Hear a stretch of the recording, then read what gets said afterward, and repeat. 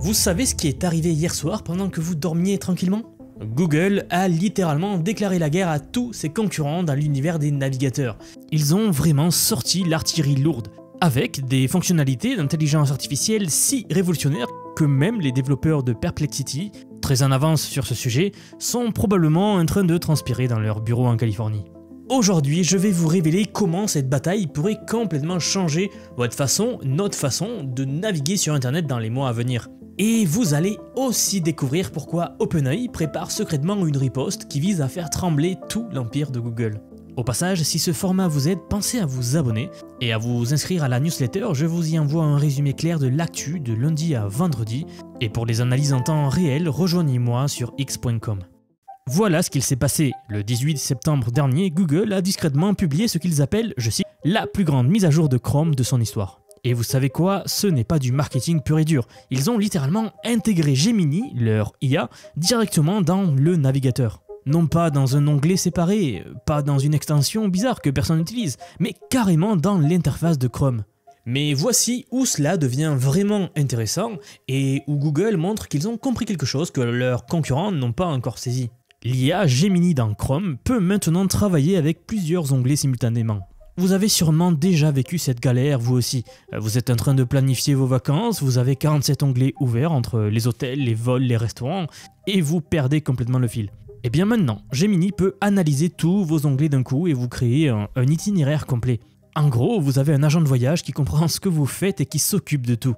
Je vous parle de ça car ce n'est que le début. Dans les prochains mois, chez Google, ils vont lancer ce qu'ils appellent, je cite, des capacités agentiques. Traduction, votre navigateur va pouvoir faire les courses à votre place, littéralement. Vous lui dites « Prends-moi un rendez-vous chez le coiffeur pour samedi prochain » et l'IA, elle va naviguer sur le site, chercher les créneaux disponibles et réserver pour vous. Ou mieux encore, vous pouvez lui dire « Commande mes courses » et Chrome, avec Gemini bien sûr, va se connecter à votre supermarché en ligne, remplir le panier et passer commande. Voilà, plus qu'à aller chercher les courses. Mais attendez, parce que l'histoire devient encore plus croustillante quand on regarde ce qu'il se passe en coulisses. Vous vous souvenez de Perplexity, cette startup qui a levé des millions en promettant de révolutionner la recherche avec l'IA? Eh bien, ils sont en train de paniquer. Le 24 septembre 2025, soit exactement 6 jours après l'annonce de Google, ils ont précipitamment lancé leur navigateur Comet en Inde. Et pas que en Inde d'ailleurs, petite anecdote, j'ai personnellement reçu une invitation pour tester leur navigateur. Alors je vais vous poser une question, à votre avis, est-ce que ce lancement précipité est-il une coïncidence? J'en doute très fortement.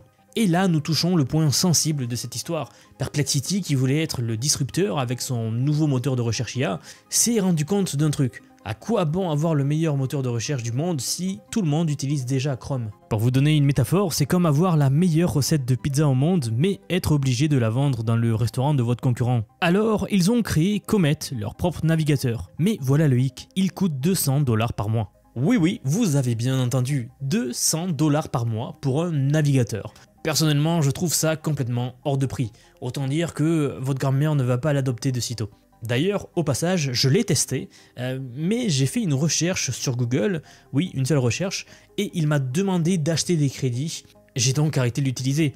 On est bien loin de la politique d'adoption de Google. Et voici où l'intrigue se corse encore plus, parce que pendant que tout le monde regardait ce duel entre Google et Perplexity, eh bien OpenAI prépare un coup en silence. Des sources qui sont proches du dossier ont révélé qu'ils développent actuellement leur propre navigateur, nom de code Aura, qui devrait sortir dans les prochaines semaines. Et devinez quoi, ils ont embauché 2 anciens vice-présidents de Google qui faisaient partie de l'équipe originale de Chrome. Bon, je vous le dis tout de suite, c'est de l'espionnage industriel façon Silicon Valley. L'enjeu, vous vous en doutez, ce n'est pas de savoir qui aura le navigateur le plus cool, c'est une guerre pour contrôler les données. Chaque clic, chaque recherche, chaque page que vous visitez, c'est de l'or en barre pour ces entreprises. Chrome, avec ses 3,5 milliards d'utilisateurs, collecte suffisamment de données chaque jour pour alimenter les algorithmes publicitaires de Google et générer 75% des revenus d'Alphabet. C'est complètement fou, 75% de leurs revenus vient de là. Si OpenAI ou Perplexity arrivaient à convaincre ne serait-ce que 10% des utilisateurs de Chrome de switcher, ça représenterait des milliards de dollars qui changeraient de poche. Et d'ailleurs, parlons un peu de ces nouvelles fonctionnalités de Chrome parce que c'est là que ça devient techniquement fascinant. Ils ont intégré ce qu'ils appellent le AI Mode directement dans la barre d'adresse. Vous ne tapez plus de mots-clés comme un robot, vous posez de vraies questions. Vous pouvez écrire par exemple quelque chose comme « Je dors sur le côté et j'ai parfois mal au bas du dos. Fais-moi un tableau comparatif des différents types de matelas. » Et là, l'IA, elle vous sort un tableau complet avec avantages, inconvénients, prix et durée de vie de chaque type de matelas. C'est un exemple parmi l'infinité qui existe. Et voici un truc tout simple, mais dont j'aurai tout le temps besoin je pense. Chrome peut maintenant vous retrouver des pages que vous avez visitées il y a des semaines en arrière, juste en décrivant ce dont vous vous souvenez. Vous savez, ce moment de frustration où vous vous dites « Mais où est-ce que j'ai mis ce truc des IA chinoises là sur le Douyin la semaine dernière ?» Et bien maintenant, dans ce navigateur IA, vous allez juste taper « Site IA chinoise Douyin » et Chrome va retrouver la page. C'est comme une mémoire photographique pour Internet. Ils ont aussi lancé une fonctionnalité de changement automatique des mots de passe compromis. Vous savez, ça arrive souvent, mais des fois Chrome vous envoie un message en vous disant « Votre mot de passe a été trouvé dans une fuite de données ». Et bien maintenant, au lieu de vous laisser vous débrouiller, ce que presque personne ne fait, Chrome va automatiquement sur le site, il va changer votre mot de passe et sauvegarder le nouveau.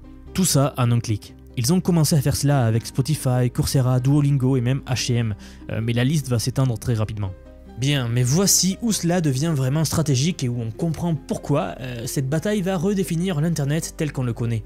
Les analystes estiment que le marché des navigateurs IA va passer de 4,5 milliards de dollars en 2024 à 76,8 milliards en 2034. C'est une croissance de 32,8% par an. C'est dingue. Pour vous donner une idée, c'est plus rapide que la croissance des smartphones à leur apogée.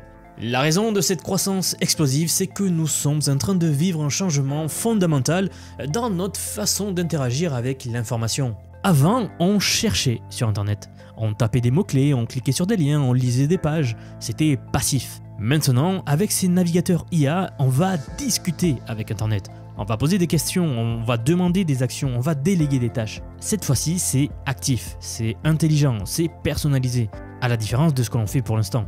Et c'est exactement pour ça que les géants de la tech se battent comme des chiffonniers pour contrôler cette transition-là. Celui qui va gagner cette bataille va contrôler la façon dont 5 milliards d'internautes vont accéder à l'information dans les prochaines décennies, rien que ça. Et pour continuer, parlons maintenant de l'éléphant dans la pièce, la vie privée. Parce que toutes ces fonctionnalités-là, magiques, ont un prix. Pour que Google Chrome puisse analyser vos onglets, comprendre vos habitudes et automatiser vos tâches, il faut qu'il collecte énormément de données sur vous.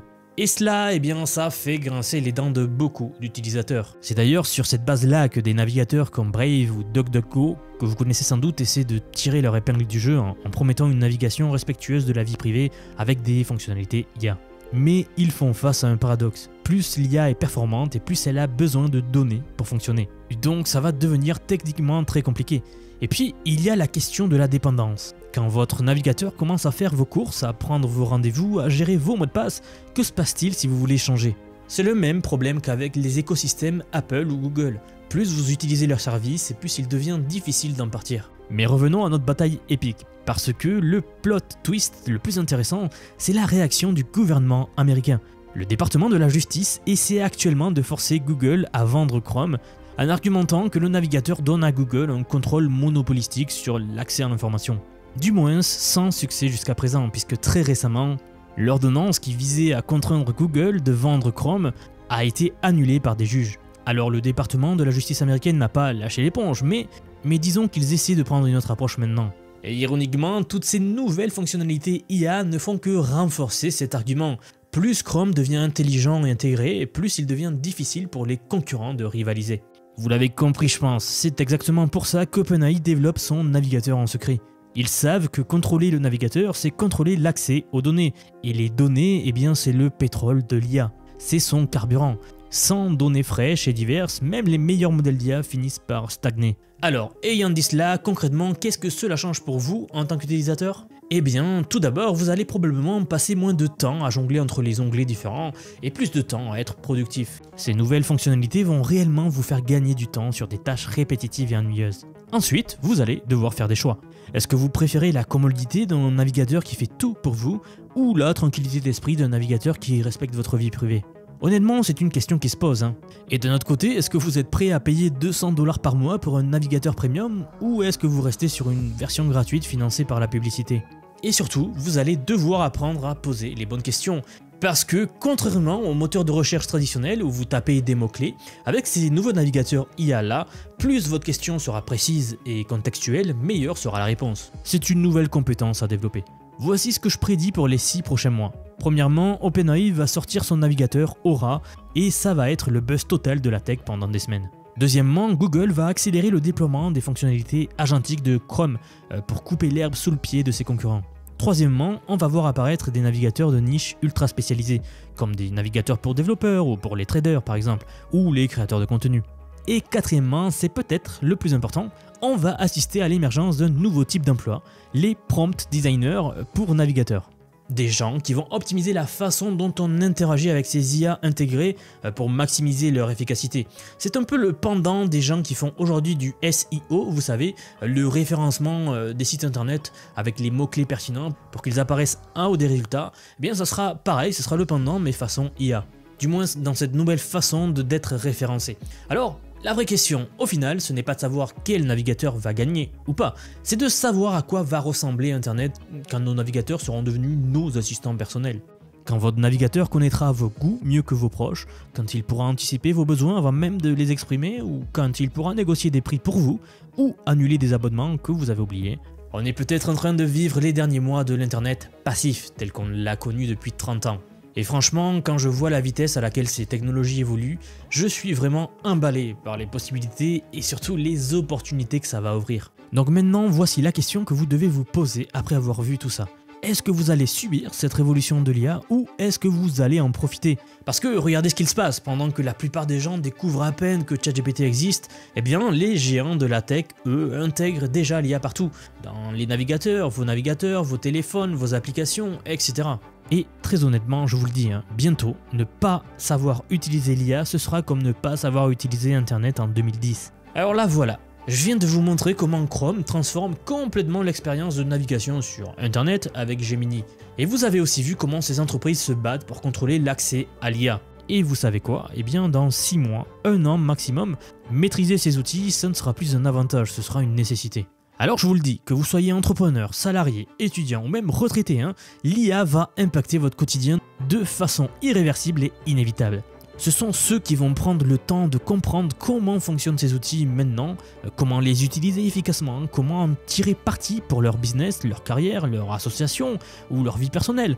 Eh bien ceux-là vont prendre une avance énorme sur tous les autres. Et pendant que tout le monde sera encore en train de découvrir ces nouvelles capacités, ces nouvelles fonctionnalités, eh bien vous saurez déjà comment exploiter au maximum. C'est exactement pour ça que je dis toujours qu'on vit une époque incroyable. Pour la première fois dans l'histoire, tout le monde part du même niveau, 0, sur une technologie qui va révolutionner le monde. Et c'est là où c'est super intéressant car contrairement à Internet où il fallait savoir coder au début pour en tirer profit, avec l'IA il suffit de savoir poser les bonnes questions et utiliser les bons outils. D'ailleurs, si vous voulez apprendre à poser les bonnes questions et à utiliser les bons outils IA, j'ai quelque chose pour vous. Depuis quelques mois déjà, j'ai construit un programme d'apprentissage unique. Je vous apprends l'IA sous tous ses aspects. C'est une formation pensée pour vous transmettre tout ce que je sais, alors non seulement sur les modèles comme ChatGPT, Claude Grok, Eleven Labs et bien d'autres, mais surtout sur la manière de les intégrer concrètement dans votre vie, dans votre travail et dans vos projets. Et ce, que vous soyez salarié, indépendant ou entrepreneur. C'est une formation vivante, constamment mise à jour. Demain, je vais sortir la plus grosse mise à jour à ce jour de la formation. Ça fait un petit moment que j'en parle, mais elle arrive. Donc un module entier dédié à l'automatisation par IA, donc la création des agents IA, des espèces de salariés virtuels qui vont travailler pour vous et tout faire pour vous faire gagner des heures et des heures et des heures. Ça, c'est en ligne dans la formation. Je vous le disais également, j'ai déjà formé plus de 2500 personnes, nous approchons des 3000. Donc déjà, merci pour le soutien. Sachez qu'il n'y a pas besoin d'être développeur, pas besoin d'avoir un profil technique. Je vous prends par la main et pas à pas avec des leçons vidéo claires, des cas pratiques concrets, des modules complets pour que vous puissiez gagner du temps, de l'impact et surtout de l'avance. Dernier point mais pas des moindres, si vous nous rejoignez aujourd'hui, vous aurez accès à toutes les évolutions du futur sans surcoût et accès illimité à vie à tout ce que je vais vous apprendre. Donc aujourd'hui c'est paiement unique, ce n'est pas mensuel, c'est juste un paiement unique et vous aurez accès à vie à toutes les mises à jour que je vais faire en permanence puisqu'il faut bien suivre l'évolution de l'IA, n'est-ce pas? Si cela vous intéresse, vous avez le lien en dessous de la vidéo, donc soit en description, soit en commentaire épinglé pour nous rejoindre. En tout cas, moi, je serai très heureux de vous accueillir dans le programme. Merci, comme d'habitude, pour avoir regardé cette vidéo. N'hésitez pas à vous abonner, à liker, et moi, je vous retrouve très vite dans la prochaine. À bientôt.